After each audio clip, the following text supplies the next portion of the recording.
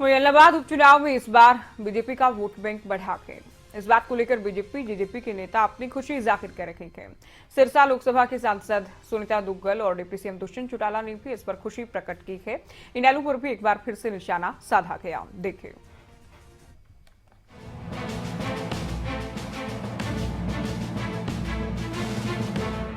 इलाहाबाद उपचुनाव के नतीजों को लेकर गठबंधन सरकार लगातार इनेलो पर हमलावर है। बेशक गठबंधन सरकार की जीत नहीं हुई है, लेकिन इलाहाबाद में वोट बैंक बढ़ने से गठबंधन सरकार बेहद खुश है। इलाहाबाद उपचुनाव को लेकर की सिरसा लोकसभा की सांसद सुनीता दुग्गल ने कहा कि ये चुनाव बीजेपी पार्टी के लिए बड़ा चुनाव था, जिस पर इनेलो हालांकि जीत गई, पर बीजेपी ने अपना वोट बैंक बढ़ाया है।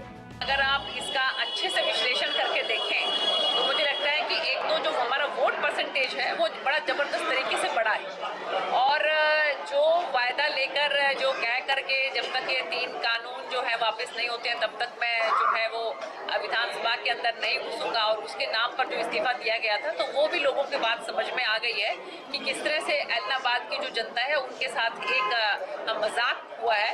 क्योंकि अभी फिर से अगर उनका दोबारा इंटरव्यू देखें तो फिर से वो यही बात कह रहे हैं कि भी मैं हो सकता है कि मैं फिर से जो है वो इस्तीफा दे दूं।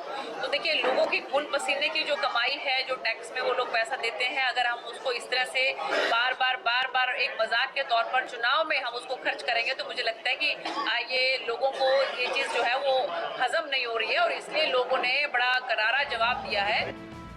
वहीं दूसरी ओर डिप्टी सीएम दुष्यंत चौटाला ने भी इनेलो पार्टी पर तंज कसा। दुष्यंत चौटाला ने कहा कि जो लोग चुनाव जीत गए वो भी खुश नहीं है। कार्यकर्ताओं की लगन मेहनत के साथ गठबंधन का उम्मीदवार जीता है, ये अपने आप में एक बहुत बड़ी विजय कार्यकर्ताओं की है। हार जीत तो चलती रहती है। जो लोग जीते हैं वो भी शायद इतने खुश नहीं है जीत के, क्योंकि उनको 25-30 से नीचे कभी नंबर ही याद नहीं आता था। आज वो 6,000 6,500 तक पहुंचे। डिप्टी सीएम दुष्यंत चौटाला ने कांग्रेस पर भी निशाना साधा।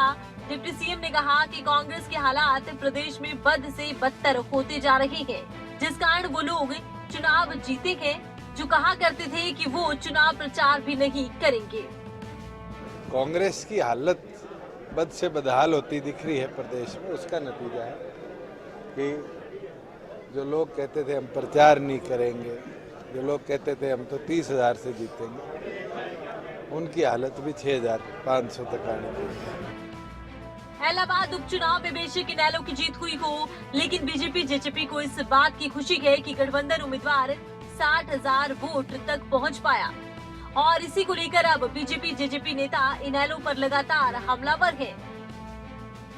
जसपाल सिंह फतेहाबाद, नकुल जसूजा सिरसा, खबरें अभी तक।